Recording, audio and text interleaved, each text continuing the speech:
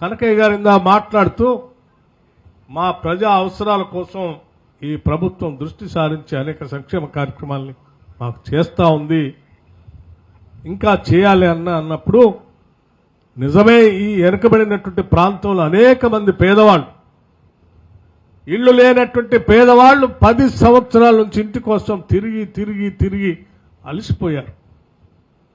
అటువంటి వారి కోసం మనం ఇందిరమ్మ రాజ్యంలో ఇందిరమ్మ ఇల్లు ఇస్తామని ప్రతి ఇంటికి 5 లక్షల రూపాయల వరకు తగ్గకుండా శాంక్షన్ చేస్తామని చెప్పిన మాట ప్రకారం ఈరోజు ఈ పేదల కోసం ప్రతి శాసనసభ నియోజకవర్గంలో కనీసం 3,500 ఇళ్లకి తగ్గకుండా రాష్ట్ర వ్యాప్తంగా ఉన్నటువంటి ప్రతి శాసనసభ నియోజకవర్గంలో శాంక్షన్ చేసి ముందుకు పోతా ఉన్నాం.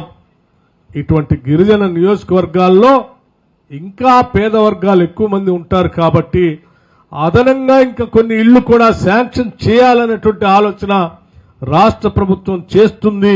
3,500 ఇళ్లతో పాటు ఇంకా కొన్ని ఇళ్లు ఇచ్చేటువంటి కార్యక్రమాన్ని కూడా ఆలోచన చేస్తున్నామని చెప్పి మీ అందరికీ సవినయంగా మనం చేస్తూ ఉన్నాం.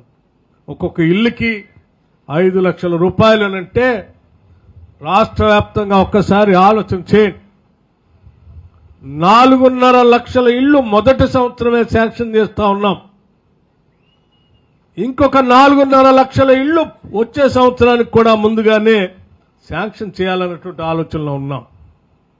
మొదటి సంవత్సరంలో శాంక్షన్ చేసే 4.5 లక్షల ఇళ్లకి 22,500 కోట్ల రూపాయలతో ఈ రాష్ట్ర ప్రభుత్వం పేదల ఇళ్ల కోసం ఖర్చు పెడుతుందని చెప్పి చాలా సంతోషంగా ధైర్యంగా కూడా చెప్పగలుగుతా ఉన్నాం. పేదల కోసం ఈ రాష్ట్ర ప్రభుత్వం ₹1, ₹2 కాదు 22,500 కోట్ల రూపాయలు కేవలం ఇందిరమ్మ ఇళ్ల కోసమే ఖర్చు పెడుతున్నామని చెప్పి మీ అందరికి కూడా ఈ సందర్భంగా తెలియజేస్తా ఉన్నాం.